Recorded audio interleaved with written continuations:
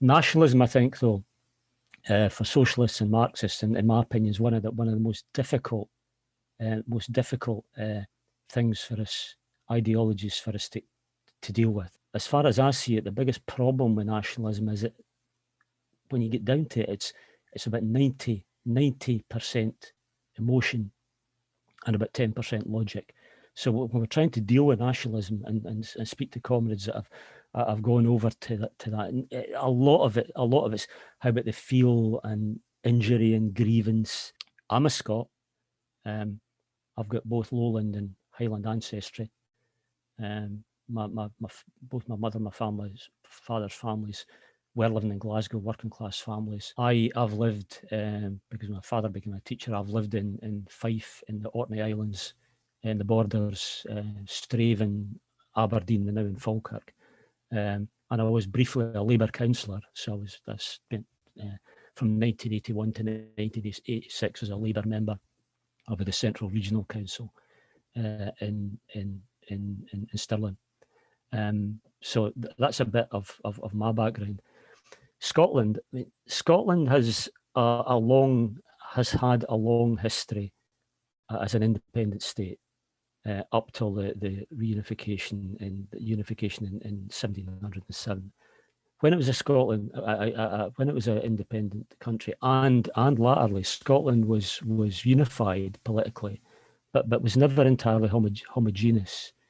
There were always cultural differences and political differences between Lowland and Highland and mainland and island. Over recent period, these have become much less pronounced due to the mixing of populations than they were in the past, but they certainly were there. The Treaty of Union itself was a voluntary arrangement. I mean, that's something you'll hear from the SNP and the Nationalists ad nauseum. It's theoretically an agreement between two equal parties entered into voluntarily, and therefore the Nationalists will tell you ad nauseum that it can be entered into voluntarily, it can be broken voluntarily.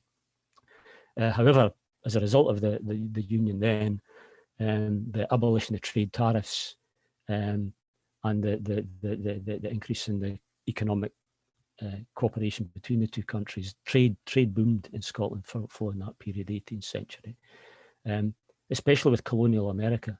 And Glasgow at that time became known as, and was, the tobacco capital of the world. At that time, historians have pointed out that Scotland was in the absolute centre of the British economy, in the centre of the Industrial Revolution, with the Carn Iron Works here in Falkirk, just half a mile down the road, or what was the Carn Iron Works, half a mile down the road, founded in 1759, the birthplace of the Industrial Revolution in the UK. So this history of Scotland, which you'll find romanticised and mythologised, don't believe everything you see in Outlander, by the way, has provided and continues to provide a fertile breeding ground for the ideas, and many of the ideas of Scottish nationalism. It always has been.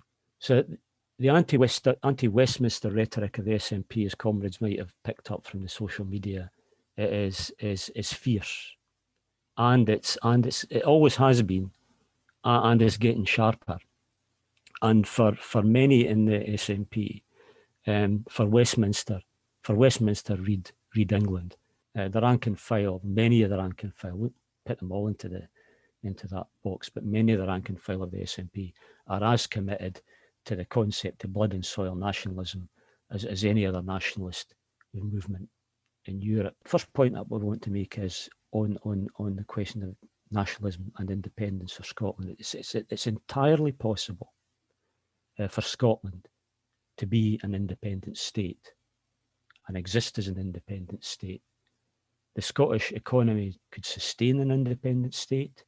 That state may well not be as prosperous as conditions in Scotland within the UK as it is, but it could absolutely function.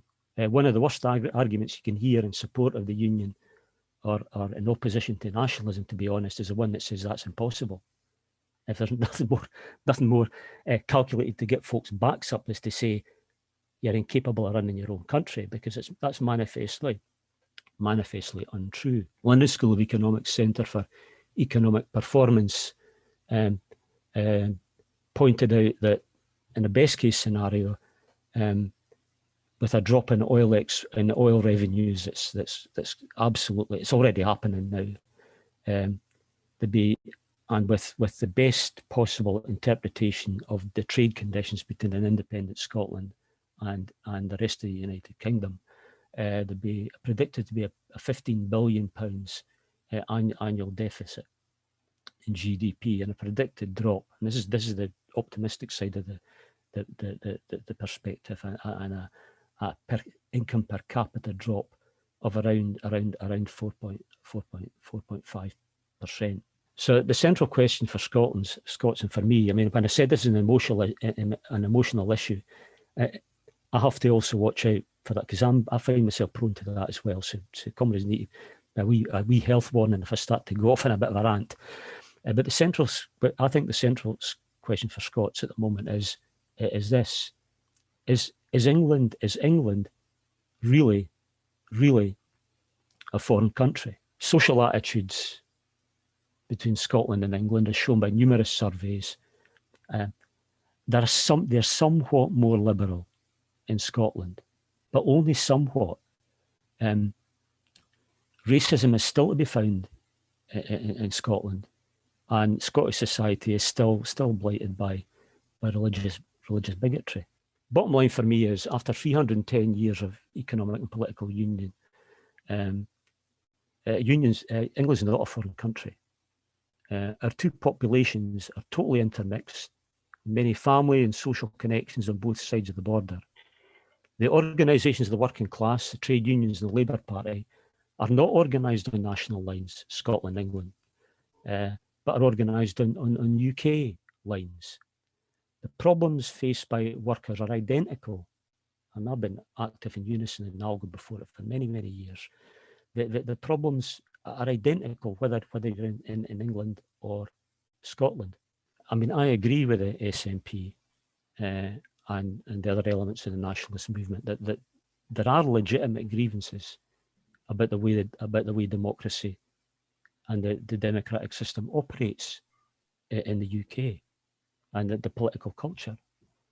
The offensive arrogance of a capitalist elite is concentrated in London and the home counties. The treatment of Scotland and Northern Ireland and Wales and the North and Cornwall as isolated peripheral regions. The creation of the devolved assemblies as a result of Labour, by the way, the creation of devolved assemblies with powers allowed a divergent approach to politics and social questions, while the macroeconomic powers remained pretty much with the UK Treasury. In Scotland, what that did was it gave the nationalists a platform, the Scottish Assembly, to air grievances and push the independence agenda, as had been predicted by Tam Dalyell and other folk on the Labour right. But having said that, it's worth noting, comrades, that having got their hands on the levers of power in the Scottish Parliament and the Scottish Government, that the SNP do not use all the fiscal powers that the Scottish Parliament has, in particular tax raising powers. They don't use them. The SNP initially had some electoral successes and won control of a few local councils. They had the occasional by-election victory, such as Hamilton in '67, won by Winnie Ewing, and Margaret MacDonald, the late Margaret MacDonald, in Govan in 1973. At this time, the SNP was much stronger in the rural areas of Scotland. But by 1974, they had gradually reached a total of 11 MPs. They wouldn't reach that number again, by the way, until 2015. 1979, a year it's burnt in my memory, they voted with the Tories to bring down the Callaghan Labour government. What they claimed was they voted against Labour over the abortive devolution referendum. That was the first devolution referendum where there was a requirement for 40% of the electorate to take part, a turnout of more than 40%. That was that. I mean, it was moved by a Labour MP, so they voted against Callaghan's government on that. They claimed that they had no idea that by doing that they would bring down the government, but comrades in the PLP at the time, quite convinced they knew full well what was going to happen. You find members of the SNP that claim to be socialists, and Many of them are sincere in that. Lots of them left the Labour Party and joined the SNP. But a wee example of the SNP's ruling NEC, they've got about 50 members in their NEC. They have one seat to represent the trade union movement. One seat. They allow affiliation to trade unions, but by that they mean give us your name and give us your money, but we ain't giving you any vote or say in the running of our organisation. Labour Party, I described the Labour Party in that period as being managerialist. What I mean by that is this: the leadership of the party said that, well, the Labour Party is a mass party of the working class. We're the People's Party. Once we win an election and take power, that means the working class is in power. That means that socialism has been achieved. So therefore, all we need to do then is just to run things. We manage things. We've already won socialism. And this is a party in Scotland managed with patchy success in the provision of public services. But they also managed, unfortunately, to get themselves regularly mired in sleaze and corruption. Some of the notorious examples of that are the Glasgow City ALMOs, the arm's length management organisations, outsourced, and lo and behold, run by cronies or members of the ruling Labour group. So the general election of 2010 was the last normal election for Labour in Scotland. Labour won 41 seats to the SNP's 6. Well, that's a swing to Labour of about 2.5%. But the writing was on the wall. I mean, the evidence were there. The Tories had won another UK election, where Scotland had voted like overwhelmingly Labour. 2011, the SNP won an overall majority, and then move immediately to the referendum. That they lost. No won by 55% to 45, very close. The yes vote amounted to about 38% of the registered electorate. In the following general election, as you know, Labour was wiped out. Brexit's now driving the call for independence. Despite Salmon saying the referenda are generational events, the SNP now point to Brexit as a material change. Now, that begs the question, were they to be successful, how quickly they would be admitted to the European Union as a member state. The economy would need to be brought into line. Cuts in the public sector borrowing requirement of around 8% would be needed. Scotland would need to join the Schengen area, be part of the requirement of membership. There would be a full, hard international border between Scotland and England. And the question of even if Scotland could get in, position of Spain has to be taken into account. The SNP have so openly allied themselves with a Catalan cause that whether the Spanish government would then exercise a veto in Scotland's application is a moot point. So the Scottish electorate is split 50-50 on the issue of independence. It'll swing some percentage points either way. But as long as that split remains 50-50 on the question of independence, there's no way that Scottish Labour can win an election. So I suppose the question then for Marxists is this. The question seems extremely complicated, but I think it's relatively simple. Would Scottish independence advance the struggle for socialism or not? If we believe it would advance the struggle for socialism, I think we have to explain then exactly how we think that would happen. Do we think that an independent Scotland would elect a socialist government, would raise the red banner, and then light the flame of revolution throughout Scotland, throughout England, Wales, and Northern Ireland? Do we think that would happen? If we oppose independence, what would be the risks to the struggle for socialism through that? Would an independent Scotland improve the conditions of the working class, or would it oversee a reduction in the terms and conditions of workers and living standards? If it wouldn't improve the condition of workers, Can Marxists argue actually for something that would damage workers economically? And my final question to the comrades, I think, is the answer to the Scottish question to be found in Scotland or England? And I believe that the answer is to be found in England. It's to be found with the labour movement in England.